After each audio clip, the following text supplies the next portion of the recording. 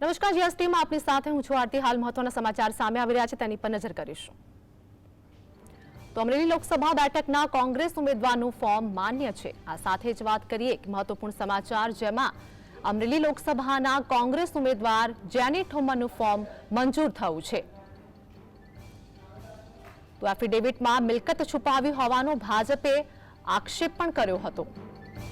સાથે જ મહત્વપૂર્ણ સમાચાર જેમાં અમરેલી લોકસભા બેઠકના કોંગ્રેસ ઉમેદવારનું ફોર્મ માન્ય રાખવામાં આવ્યું છે, તેઓનું ફોર્મ મંજૂર થયું છે।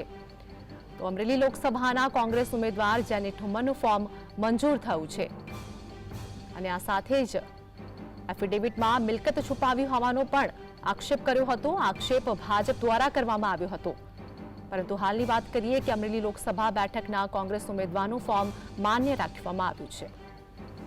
સંવાદદાતા કલ્પેશ અમારી સાથે જોડાઈ ગયા છે। અમરેલી લોકસભાના કોંગ્રેસ ઉમેદવાર જેની ઠુમ્મરનું ફોર્મ મંજૂર થયું, શું વધુ અપડેટ?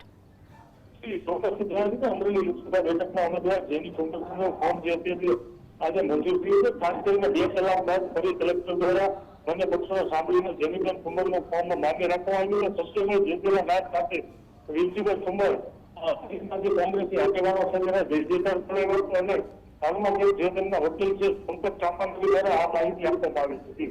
કલ્પેશ, આમાં ભાજપ દ્વારા જે કંઈ મિલકતને લઈને આક્ષેપ પણ કરવામાં આવ્યો હતો, તેમ છતાં તેઓનું ફોર્મ મંજૂર કરવામાં આવ્યું, આ અંગે શું વધુ અપડેટ? જી ચોક્કસથી જણાવ્યું કે આજે ભાજપ દ્વારા જે આક્ષેપો કરવામાં આવ્યા હતા તેને લઈને આજે સવારથી પ્રેસ માહિતી લઈને આજે કલેક્ટર ઓફિસ ખાતે આજે ભાજપ અને કોંગ્રેસના આગેવાનો આજે ઉપસ્થિત રહ્યા હતા અને તેમનું કલેક્ટરે સાંભળવામાં આવ્યા હતા અને કલેક્ટર દ્વારા આજે આ ફોર્મ છે જેની મંજૂર કરવામાં આવી હતી।